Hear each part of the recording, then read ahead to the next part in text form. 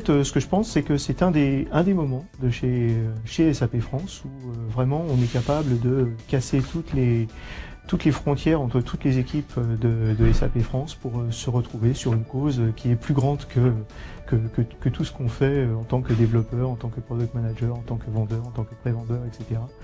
Et donc, effectivement, comme on participe à cet événement depuis 20 ans, c'est devenu un petit peu une institution. Mais en fait, c'est vraiment un acte fondateur de cette notion de partage. Et c'est un acte qui revient tous les ans et qui est un petit peu le point d'ancrage, on va dire, de cette notion de partage et de travail interéquipe, encore une fois, pour quelque chose qui est plus grand.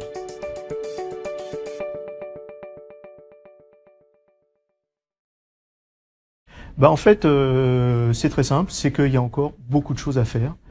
Je pense que si jamais vous downloadez l'application SAP Compagnon, vous allez voir qu'il y a une petite section en fait qui vous montre un certain nombre de chiffres clés. Et en fait, pour moi, le chiffre qui est le plus frappant, c'est qu'il y a encore 16 000 personnes en France qui attendent des dons d'organes. Donc ça veut dire que le combat n'est pas fini. Et donc ça veut dire qu'il faut continuer à évangéliser, il faut continuer à en parler autour de soi, il faut continuer à faire le genre d'événement que la course du cœur fait. Et donc c'est pour ça que je suis toujours impliqué, on va dire, dans cet événement. En fait, c'est assez facile. Pour moi, dire la première image qui me vient à l'esprit, c'est l'extra mile.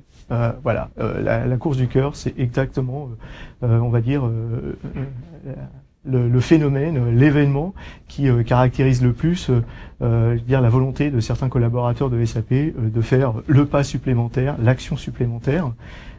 Encore une fois, je l'ai déjà dit, pour une cause qui est absolument incroyable et très importante pour la vie de tout un chacun en France.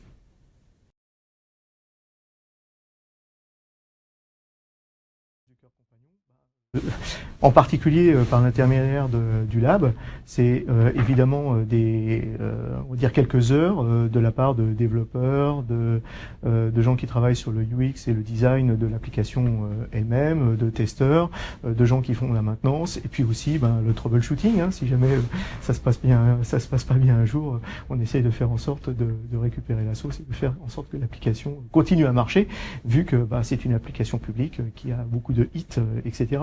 Et puis il y a une petite contribution monétaire aussi, mais à mon avis, l'application, c'est le moyen de promouvoir quelque part la technologie SAP dans quelque chose d'utile et de facile à mettre en œuvre.